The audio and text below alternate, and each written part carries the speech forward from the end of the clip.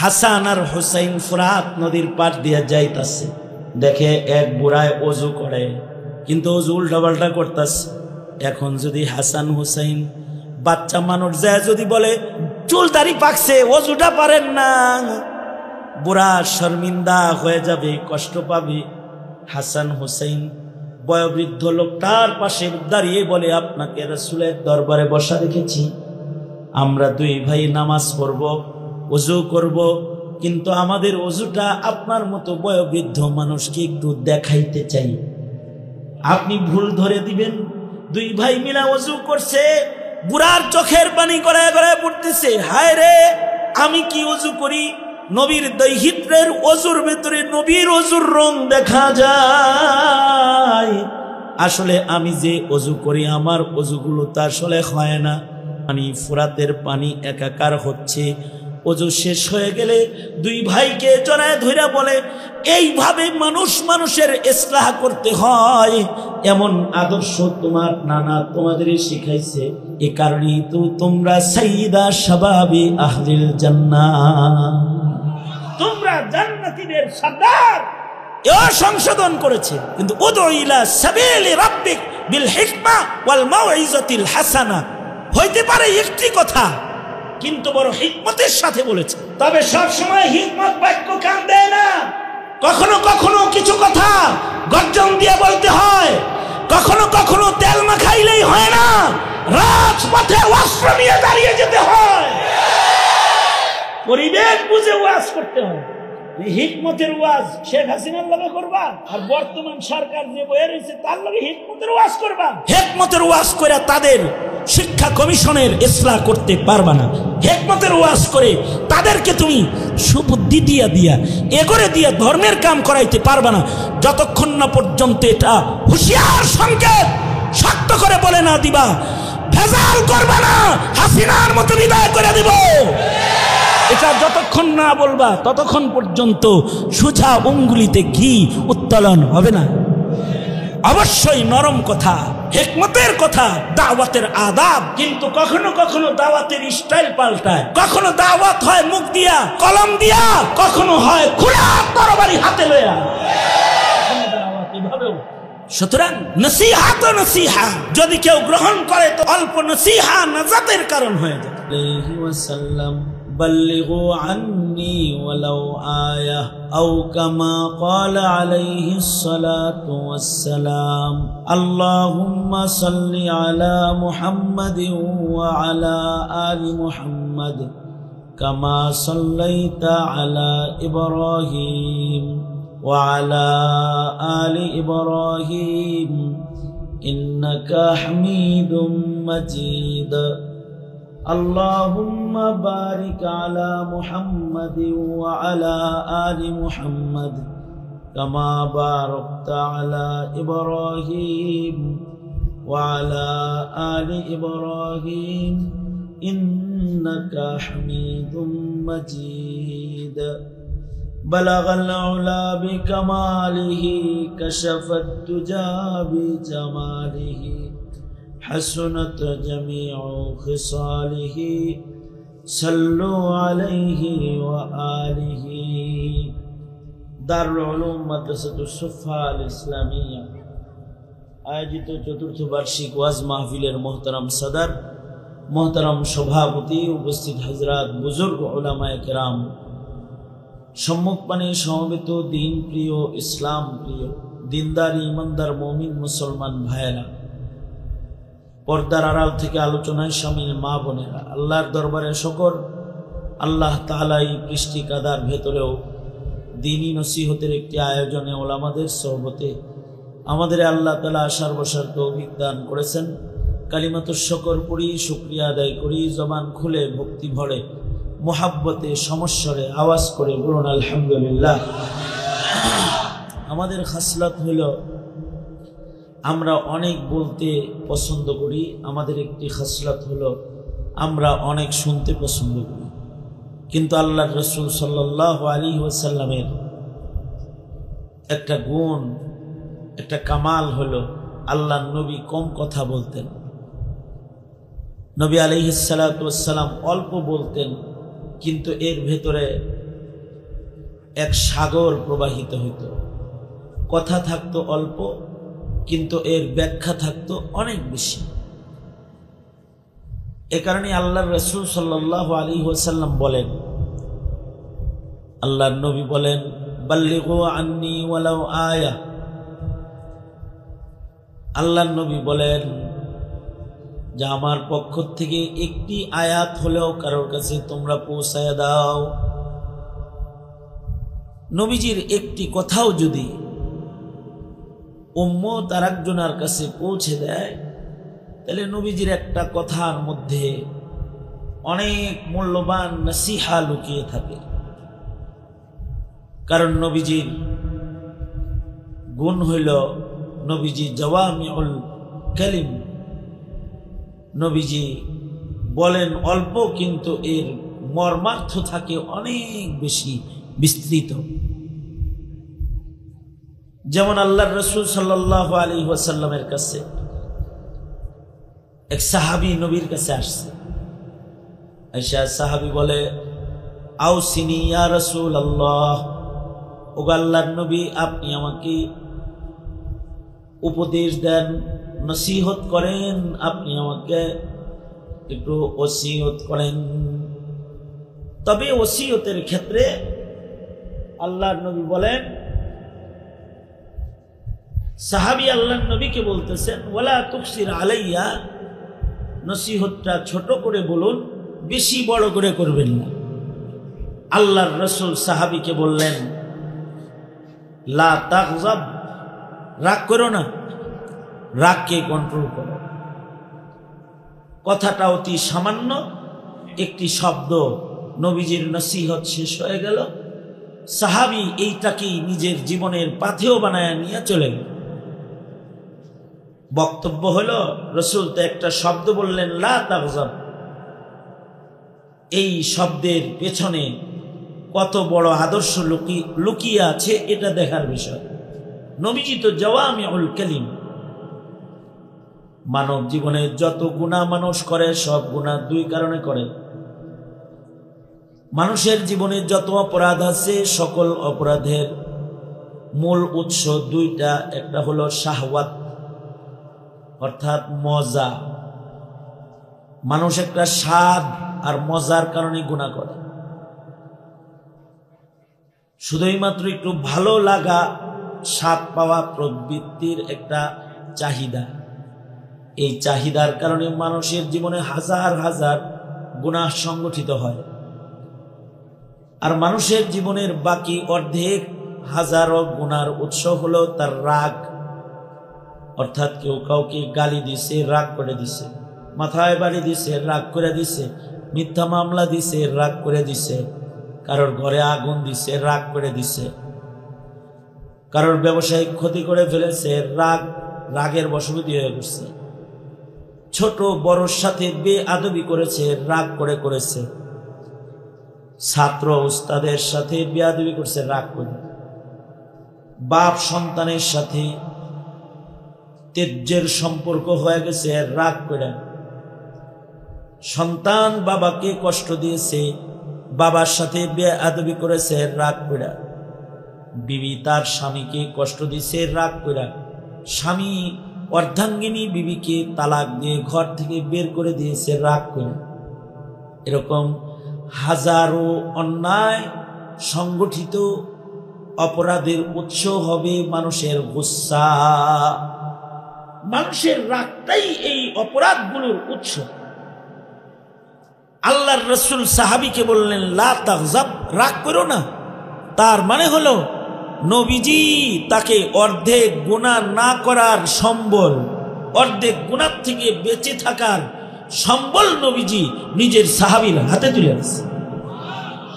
কয় শব্দে? হ্যাঁ বলেন, কয় শব্দে? এক শব্দে। কারণ তিনি জাওয়ামিউল কালিম। নবীজির একটা হাদিস, বুখারী শরীফের পয়লা হাদিস, আপনাদের সবার জানা আছে। নবীজির একটা হাদিস হইল, নবী বলেন, ইন্নামাল আমালু বিন্নিয়াত। কথাটা কি অনেক লম্বা? অর্থাৎ আল্লাহর নবী বলেন, নিশ্চয়ই মানুষের সকল আমল মুমিনের সকল আমল নির্ভর করে তার নিয়তের উপরে। নিয়তের কারণে বড় আমল ছোট হয়ে যাবে মিজানের পালায়, আর নিয়তের কারণে ছোট আমল বড় হয়ে যাবে নিয়তের কারণে। রুব্বা আমালিন সাগীরিন তুআযিমুহুন নিয়াহ, রুব্বা আমালিন কাবীরিন তুসাগিরুহুন নিয়াহ। রিকশাওয়ালা তার কষ্টে উপার্জিত পয়সার একটা টাকা গোপনে দান বাক্সে দিচ্ছে, কেউ দেখে নাই, দেখছে আল্লাহ। তার সাদাকাটা তার নিয়তের কারণে ছোট হলে অনেক বড় হয়ে গেল। কিন্তু আর একজন কোটি কোটি টাকা সাদকা করছে, নিয়ত খারাপ, মানুষ তাকে দানবীর বলবে আর ইলেকশনে দাঁড়াইলে ভোট দিবে। যেখানে গেছে যা কয় 1 লাখ, পরে দিক আর না দিক এটার হিসাবটা পরে, আগে দানবীর মাইকিংটা তো হয়ে যাক। এই কুমতলবের আর এর আড়ালে সে যে নেকির কাজগুলা করলো সব মিজানের পালায় হালকা হয়ে যাবে, কোনো ওজনদার হবে না। কিসের কারণে? জোরে বলেন, কিসের কারণে? নিয়তের কারণে। আমল ছোট হলো, আমল বড় হয়ে গেল। বাদশাহ হারুনুর রশিদ ন্যায়পরায়ণ এক শাসকের নাম। রাতের বেলায় ঘন্টার পর ঘন্টা দাঁড়িয়ে তাহাজ্জুদ পড়নেওয়ালা একজন ন্যায়পরায়ণ বাদশার নাম হলো হারুনুর রশিদ বাদশাহ। হারুনুর রশিদ বাদশাহ, বাদশাহ হারুনুর রশিদ কোন জালিম রাজার নাম না। রাজপথে মানুষের রক্ত ঝরায় জুলমের ইতিহাস গড়নেওয়ালা কোন জালেম শাসকের নাম, জালেম না, ন্যায়পরায়ণ। অথবা ভিতরে ফিট, উপরে ফিটফাট, ভিতরে সদরঘাট, এমন কোন মুমিনের নামও না। আমাদের দেশে বহু মুমিন আছে, উপরে ফিটফাট, ভিতরে সদরঘাট। পট্টি করবো, বুরকা গায়ে দিব, তসবিহ হাতে লয়ে বয়ে থাকবো, সকালবেলায় কোরআন শরীফ পড়বো, 5 ওয়াক্ত নামাজ পড়বো, আর আলেমদের জেলে বইরা নাস্তিকের লোকে প্রেম করবো, নাস্তিকদের সাথে সখ্যতা। এটা হলো মানুষকে বুজুর্গির রং দেখায় ধোঁকা দেওয়ার এক নেফাকি কার্যক্রম। হারুনুর রশিদ কিন্তু এরকম কেউ না। হারুনুর রশিদ বুজুর্গ এক শাসকের নাম, জীবনে বহু নেকির কাজ করেছে। বাদশাহ হারুনুর রশিদের কাছে আলেমের খুব মূল্য ছিল। জমানার বড় আলেমরা তার রাজ দরবার পরিচালনা করত। বাদশাহ হারুনুর রশিদের যুগে প্রধান বিচারপতি ছিলেন ইমাম আবু ইউসুফ রহমতুল্লাহ আলাইহি। হানাফি মাযহাবের বড় ইমামদের একজন ইমামে আবু ইউসুফ ছিলেন রাষ্ট্রের বিচারক, প্রধান বিচারপতি। আর হারুনুর রশিদ কখনো কখনো বিচার করতে গিয়ে হারুনুর রশিদ জুবায়দা বাদশার বিবি অথবা হারুনুর রশিদকেও ইমাম আবু ইউসুফ বিচার করতে গিয়ে আসামির কাঠগড়ায় দাঁড় করে দিতেন। ন্যায়পরায়ণ শাসককে আসামির আদালতে দাঁড় করায় দিতেন, কারণ বিচার বিভাগীয় প্রধানের ইনসাফ আর ন্যায়পরায়ণতা বাদশাকেও সতর্ক চলাফেরা করতে বাধ্য করেছে।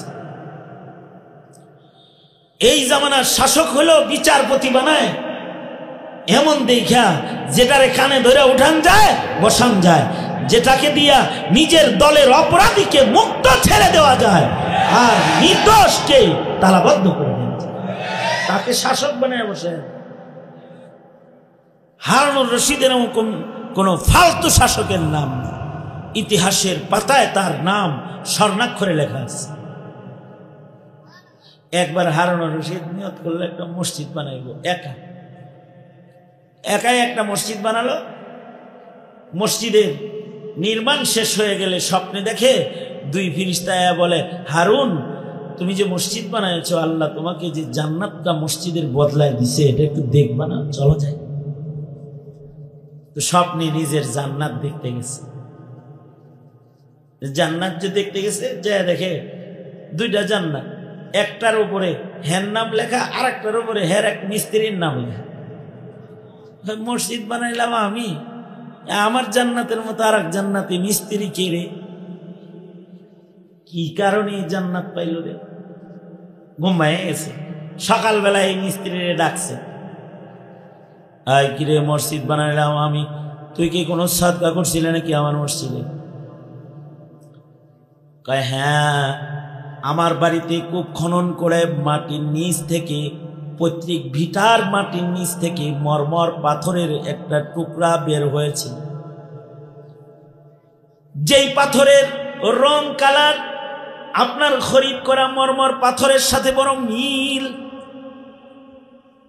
রাতের অন্ধকারে আপনার পাথরের স্তূপের পাশে দাঁড়িয়ে আল্লাহকে ডেকে বললাম, ওগো আল্লাহ, দরিদ্র বানায়েছ, শ্রমিকের কাজ করি, মসজিদ বানানোর টাকা আমার নাই, কিন্তু পৈতৃক ভিটার মাটির নিচ থেকে যে মরমর পাথরটা বেরোয়েছে, এই পাথরটার রং হারুনুর রশিদের কেনা পাথরের সাথে বড় মিল। রাতের অন্ধকারে আমার এই পাথরটা বাক্সার খরিদ করা দামি পাথরের স্তূপের উপরে আমি রেখে গেলাম। এটা শুধুই মাত্র তুমি জানলে, আর কেউ জানলো না। ওগো আল্লাহ, ময়দানে মাহশারে মসজিদ নির্মাতা হিসাবে তুমি যখন পুরস্কার বন্টন করবে, তোমার দুর্বল বান্দার ছোট্ট পাথরের টুকরার সাদাকাটা তুমি সেদিন মসজিদ নির্মাতাদের দপ্তরে আমার নাম ওঠানোর জন্য বাহানা বানায় দিও। এই যে সাদাকাটা রাতের গভীরে করেছে, পৃথিবীর কেউ দেখে নাই, দেখেছেন স্বয়ং আল্লাহ। নিয়তের কারণে ছোট্ট সাদকার মাধ্যমে ওই সওয়াব কামাই করেছে, যে সওয়াব আল্লাহ তাআলা একটি পূর্ণাঙ্গ মসজিদ বানানোর বদলায় বাদশাহ হারুনকে দিয়েছে। একটা পাথরের সাদকার বদলায় একটা দরিদ্রকে আল্লাহ তাআলা সে প্রতিদান দান করেছে। নিয়ত, নিয়ত অনেক দামি জিনিস। একটা আজব কথা শোনেন, সচরাচর এরকম আজব কথা আকাবিরদের মালফুজ ছাড়া খুঁজে পাওয়া যায় না। হাকিমুল উম্মত থানভী রহমতুল্লাহ আলাইহি উনি বলেন, নিয়ত এমন কঠিন এক গুরুত্বপূর্ণ বিষয়। নবীজির ছোট্ট একটি কথা, ইন্নামাল আমালু বিন্নিয়াত, এটা এমন গুরুত্বপূর্ণ বিষয় যে এইটার কারণে, নিয়তের কারণে দেখতে গুনাহ কিন্তু কাজটা সওয়াবের কাম হয়ে যায়। আবার নিয়তের গন্ডগোলের কারণে নেকির কাম সব বরবাদ হয়ে পাপ হিসেবে গণনা হয়ে যায়। উদাহরণ দিতে যায় উনি বললেন, আকবরুল কাবাইর মিথ্যা কথা। মিথ্যা কথা হলো কবিরা গুনার সর্দার কবিরা গুনাহ। কবিরা গুনার একটি কবিরা গুনাহ বান্দাকে জাহান্নামে ফেলার জন্য যথেষ্ট। এই কবিরা গুনার ভেতরে আবার বড় কবিরা গুনাহ কিছু আছে, তার ভিতরে একটা হলো মিথ্যা কথা। মিথ্যার পেট থেকে আরো হাজারো কবিরার জন্ম হয়, মিথ্যার পেট থেকে। তাহলে মিশা কথা তাহলে কত বড় কবিরা গুনাহ। কিন্তু এই কবিরা গুনাহটা একজন কইরা ফেলাইছে একটা নেক উদ্দেশ্য নিয়ে। দুইজনের মাঝখানে ঝগড়া, এর একটার লগে কথা কইতেছে, আর একটাই দেখতেছে যে ওর বদনাম করতেছে, প্রতিপক্ষ বদনাম করতেছে। সইরা আইসি আর জিগায়, এই কি কইল রে তোর কাছে? কি কইছে? যা কইছে তা যদি বলে এখন, তাহলে এতক্ষণ হয়েছে ঘুষাঘুষি, এবার হইব কুবাকুবি। যা বলছে এটা যদি বলে, তা না বলে একটি অসত্য কথা বানায়া বলল ওই আমার খালাতো ভাই আমার সাথে ঝগড়া। তার মতো মানুষ এই কোনা বাড়িতে খুঁজে পাওয়া মুশকিল। এইরকম একটা কথা বললো, ঝগড়া নাকি আপনার লগে? হ্যাঁ ঝগড়া তো, বাস গেছে গা। সে মনে মনে ভাবতেছে আমার লোকে ঝগড়া, এটাও কইছে, দিলাম একটা কথা কইল, আমার মতো মানুষ নাকি কোনা বাড়ি এলাকায় নেই। সে তো আসলে আমার মহব্বত করে না। বাস দুশ্মনীর জায়গায় দোস্তির বীজ বপন করে ফেলেছে এক কথা দিয়ে। হেডাই যখন জিগাইছে, এই আপনার কাছে আবার কি জিগাইলো, কি কইল? বললো যে আপনার লগে নাকি ঝগড়া খুব। হ্যাঁ, আর কি করল? আর বলল আপনার কিছু গুণ তার ভাল লাগে, আপনি নাকি প্রতিদিন সকালে ফজরের পরে কোরআন মজিদ পড়েন, মাঝে মাঝে বয়ে দেয় আর কি মসজিদে, এটা জানে, পাম দিছে আর কি। আপনি নাকি সৎকার হাত অনেক উঁচু, আপনার আপনার কিছু গুণ আছে, কিন্তু আপনি হেরে যে কিল্লাকে দেখতে পারেন না, এই দুঃখে বাঁচেন। আপনার গুণগুলাও বললো, দুঃখটাও করলো। হায় রে, হেল লাগে নি বেজার লাগাইছে না, আমার গুণ মাইকিং করে বেড়ায়। আমি কোরআন শরীফ পড়ি সপ্তাহে একদিন, হে কয় আমি ডেলি পড়ি। যা, হেল লাগে দুশ্মনী রাহা যাবে না, মনে মনে কাম বানায় লাগছে। হযরত থানবী বলেন, দুই লোকের মাঝখানে সজ্জিত গুছালো কিছু অসত্য কথা সে বলেছে, যা বস্তুত মিথ্যা হিসেবেই গণিত হয়, কিন্তু তার নিয়ত হলো দুই ভাইয়ের মাঝখানের আদাওয়াতকে দূর করে তাদের দুইজনের মাঝখানে দোস্তির বীজ বপন করবে। এই নিয়তে যে অসত্য কথাগুলো বলেছে, প্রত্যেকটা শব্দ উচ্চারণের বদলায় মহান আল্লাহ তাকে নেক দান করেছে। এরকম আজব বস্তু হলো মানুষের নিয়ত। আমারে একজনে খুব ভালো মেহমানদারি করছে 2-3 মাস, আমি তো হের প্রেমে পড়ে গেছি। পরে সে আমারে এমন এক বিপদে ফেলাইছে যে আমার 3 তলা বাড়ি বেচে এই বিপদ থেকে আমি কোন রকম বাইরেছি। কিছু কিছু মানুষ আছে খুব খাওয়ায়, এটা তার একটা তবে গুণ, মেহমান নওয়াজি, ভালো কাজ। হাতিম তাইয়ের মেহমান নওয়াজির গুণ ছিল, এ কারণে নবীজি তার প্রশংসা করেছে। নবীজি বলেছেন, হাতিম তাই তার সাদাকার কারণে দোজখের আগুন থেকে বেঁচে যাবে, মেহমান নওয়াজির গুণের কারণে। খানা খাওয়ানো তো ভালো গুণ, হাদিয়া তোহফা দেওয়া ভালো। হুজুরের লাগে দেখা হইলে কয় নেন হুজুর চা খায়, ভালো গুণ। কিন্তু কয়দিন হাদিয়া দিয়া যেন হুজুর বেতনটা পাইছে, কয় হুজুর একটু বিপদে পড়ছিলাম, 10,000 টাকা হবে না, নিয়ে আর দেয় না, এই মসজিদ আর নামাজও পড়ে না। এইরকম আর কি। একজন খুব মেহমানদারি করলো, পরে 1 কোটি টাকার বিপদে ফেলাইল। আপনাকে একজন খুব ভালো খাওয়াইছে, 50,000 টাকা ব্যয় করছে আপনার পিছনে 1 মাসে, পরে আপনার কাছ থেকে বেশি না মাত্র 50 লাখ ধার নিছে 5 দিনের কথা বললেন। পরে আপনি শোনেন এইরকম আরো 10 জন রে খাওয়ায়া 5 জনের কাছ থেকে 50-50 2.5 কোটি নিয়ে আমেরিকায় আপাতত অবস্থান করতেছে, অথবা মালয়েশিয়াতে সেকেন্ড হোম করার পূর্ণ প্রস্তুতি গ্রহণ করে ফেলেছে। খাওয়াইলো তো, ভালো কামই করলো, হাদিয়াও দিল, খাওয়াইলো, কিন্তু এর আড়ালে সে কুমতলব লালন পালন করলো। এই খাওয়াইয়া কি সব পাইছে নাকি গুনাহ হইছে? আমাদের এক বুজুর্গ, উনি এক নেককার নারীর বাড়িতে সাদকা পাঠানোর ওয়াকিয়া বলেন যে এক মহিলা, নেককার মহিলা, তার স্বামী মারা গেছে। ডান পাশে যে বাড়িটা আছে, এই বাড়িটা একটা দিনদার পরহেজগার মানুষের বাড়ি, আর বাম পাশে আছে একটা বাটপাড়ের বাড়ি। মহিলার স্বামী মারা গেছে, এতিম বাচ্চা আছে। ডান পাশের বাড়ির থেকেও খানা দানা আহে, টাকা পয়সা আসি। ওই নেককার লোকটার নিয়ত হইল, আমার পড়োশি এতিম যদি দেখভাল না করি, মহান আল্লাহ যদি আমার আটকায়, আল্লাহর আদালতে কি জবাব দিব? নেক নিয়ত করে টাকা পয়সা পাঠায়, আর পাশে আছে যেটা বাটপার। বাম পাশের বাড়িওয়ালা চিন্তা করে ক্রস কোয়ার্টার অনেক দূর, জামাই মরছে, বেডির কোন রকম খাতির লাগাইতে পারলে কোনোভাবে যদি খাহেসাত মিটানো যায়, দুনো বাড়ি থেকে একই জায়গায় সাদকার আয়োজন, কিন্তু একজন প্রতিটা সাদকার মাধ্যমে নেকি পাইতেছে, আর আরেকজন টাকা পয়সা পাঠাইতেছে, ব্যয় করতেছে। কুমতলব নিজের স্বার্থ হাসিল করার জন্যে। কি ব্যাপার, এত দিলা, এত করলা, এখন শুনলাম আরেকজন রে বিয়ে করছ। ওটা তোমার সাথে জাস্ট রিলেশন ছিল, আর এই রিলেশনকে মজবুত করার জন্য তোমার হাদিয়া দিছি, আই লাভ ইউ কইছি, কত কিছু বলছি। স্বার্থের আড়ালে মানুষ যত ভালো ব্যবহার আর ভালো কাজ করে, এই ভালো ব্যবহার আর ভালো কাজগুলোর দ্বারাই কোনো নেক হয় না, শুধুই মাত্র মতলব খারাপ হওয়ার কারণে ভালো কাজ মন্দ হিসেবে গণিত হয়ে যায়।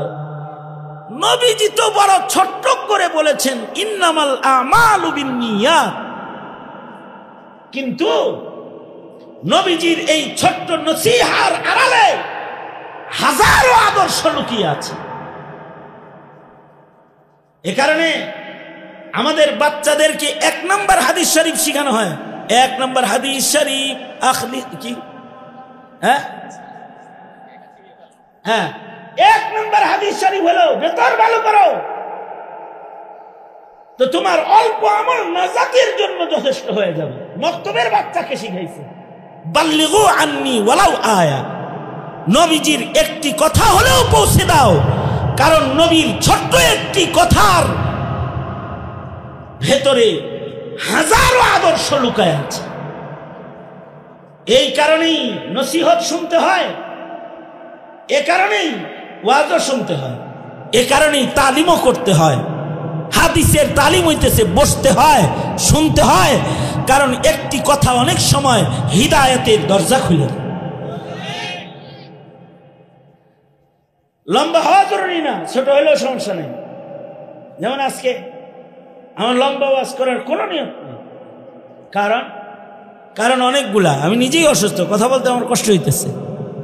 তারপরেও কোনাবাড়ি উলামা পরিষদের একজন মুরব্বী দীর্ঘদিন মেহনত করেছেন এই কোনাবাড়িতে, যুগের পর যুগ মেহনতকারী পীরে কামেল সৈয়দ মুফতি শফিকুর রহমান সাহেব, উনি দাওয়াত দিছে এই মাহফিলের জন্য। হাজির না হইলে শর্মিন্দা হতে হবে পীর সাহেবের। একজন আলেমের ইজ্জত রক্ষা করার জন্য আসছি। আয়েশা, যে কথাটা আমি বললাম, নবী বলেন একটা কথা হইলেও আমার পক্ষ থেকে পৌঁছায় দাও। তবে কথা যে পৌঁছাইবা, উদু ইলা সাবিলি রাব্বিকা বিল হিকমাতি ওয়াল মাউইজাতিল হাসানা, কথা বলার সময় কৌশলে বইল, হিকমতের সাথে বইল, সুন্দর সুন্দর শব্দ উচ্চারণ চয়নের মাধ্যমে বইল, যাতে তোমার কথাগুলো তার হৃদয়গ্রাহী হয়, তোমার কথায় যেন তার হৃদয় পরিবর্তন হয়। এ কারণে নসিহা করার একটা আদব হলো মিষ্টি ভাষী হওয়া। ওয়াকুল্লাহুমা কাওলান কারীমা ইয়া আইয়ুহাল্লাযীনা আমানুত্তাকুল্লাহ ওয়া কুলু কাওলান সাদীদা। কথার ভেতরে মিষ্টতা লাগে। সে কথাটা আপনি জাতিকে বলেন, আর বাপ হয়ে নিজের সন্তানকেই বলেন, পিতা হয়ে সন্তানকে নসিহত করবেন, তাও মিষ্টি কথায় বলতে হইব, কৌশলে বলতে হবে। আপনি যদি 10 জনের সামনে বলেন তোর মতো একটা পোলা, এটা আমার বেজ্জতির কারণ, তুই মানুষের কাছে তাকে খাটো করে যদি তাকে শাসন করেন, আল ইনসানু হারিসুন ফিমা মুনিয়া, শাসন করে তাকে আপনি আখলাক শিখাইতে পারবেন না।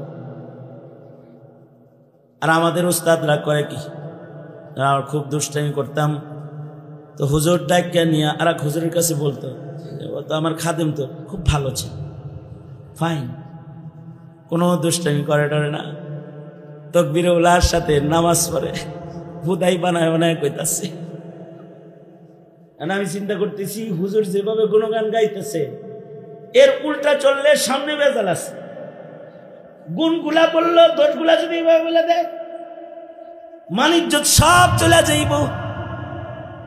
তুমি বড়কে নসিহত করতেছো, সুন্দর ভাষায় নসিহত করো। হাসান আর হুসাইন ফুরাত নদীর পার দিয়ে যাইতাছে, দেখে এক বুড়ায় অজু করে, কিন্তু অজু উল্টাপাল্টা করতেছে। এখন যদি হাসান হুসাইন বাচ্চা মানুষ যায় যদি বলে চুল দাড়ি পাকছে, অজুটা পারেন না, বুড়া শর্মিন্দা হয়ে যাবে, কষ্ট পাবে। হাসান হুসাইন বয়োবৃদ্ধ লোকটার পাশে দাঁড়িয়ে বলে, আপনাকে রাসূলের দরবারে বসা রেখেছি, আমরা দুই ভাই নামাজ পড়ব, ওযু করব, কিন্তু আমাদের ওযুটা আপনার মতো বয়োবৃদ্ধ মানুষকে একটু দেখাইতে চাই, আপনি ভুল ধরে দিবেন। দুই ভাই মিলা ওযু করছে, বুড়ার চোখের পানি গড়ায় গড়ায় পড়তেছে, হায় রে আমি কি ওযু করি, নবীর দৈহিত্রের ওযুর ভেতরে নবীর ওযুর রং দেখা যায়, আসলে আমি যে ওযু করি আমার ওযুগুলো তা আসলে হয় না, পানি ফুরাতের পানি একাকার হচ্ছে। ওযু শেষ হয়ে গেলে দুই ভাইকে জড়ায় ধইরা বলে, এইভাবে মানুষ মানুষের ইসলাহ করতে হয়, এমন আদর্শ তোমার নানা তোমাদের শিখাইছে, এ কারণেই তো তোমরা সাইয়্যিদা শাবাবি আহলিল জান্নাহ, তোমরা জান্নাতীদের সর্দার। এ সংশোধন করেছে। কিন্তু উদউ ইলা সাবিলি রাব্বিক বিল হিকমা ওয়াল মাউইজাতিল হাসানা, হইতে পারে একটি কথা কিন্তু বড় হিকমতের সাথে বলেছে। তবে সব সময় হিকমত বাক্য কান দেয় না, কখনো কখনো কিছু কথা গর্জন দিয়ে বলতে হয়, কখনো কখনো তেল মাখাইলেই হয় না, রাজপথে অস্ত্র নিয়ে দাঁড়িয়ে যেতে হয়, পরিবেশ বুঝে ওয়াজ করতে হয়। হিকমতের ওয়াজ শেখ হাসিনার লগে করবা, আর বর্তমান সরকার যে বয়ে রয়েছে তার লগে হিকমতের ওয়াজ করবা। হিকমতের ওয়াজ করে তাদের শিক্ষা কমিশনের ইসলাহ করতে পারবা না। হিকমতের ওয়াজ করে তাদেরকে তুমি সুবুদ্ধি দিয়া এগরে দিয়া ধর্মের কাম করাইতে পারবা না, যতক্ষণ না পর্যন্ত এটা হুঁশিয়ার সংকেত শক্ত করে বলে না দিবা, ভেজাল করবা না, হাসিনার মতো বিদায় করে দিব, এটা যতক্ষণ না বলবা ততক্ষণ পর্যন্ত সোজা অঙ্গুলিতে ঘি উত্তোলন হবে না। অবশ্যই নরম কথা, হিকমতের কথা, দাওয়াতের আদাব, কিন্তু কখনো কখনো দাওয়াতের স্টাইল পাল্টায়, কখনো দাওয়াত হয় মুখ দিয়া, কখনো হয় কলম দিয়া, আর কখনো হয় খোলা তরবারি হাতে লইয়া, কখনো দাওয়াত এভাবেও। সুতরাং নসিহা তো নসিহা, যদি কেউ গ্রহণ করে তো অল্প নসিহা নাজাতের কারণ হয়ে যায়। আমি আমার সংক্ষিপ্ত কথায় যে কথা বুঝালাম, নবীজির ছোট ছোট হাদিসের তালিম শুরু করুন, ঘরের মধ্যে বাচ্চাদেরকে পিতা হয়ে তালিম করুন, বড় ভাই ছোট ভাইকে তালিম করুন। এক জায়গায় বসেছেন তো নবীজির একটি বাণী পড়ে শোনায় দিন, নবীজির ছোট্ট একটা বাণী তাকে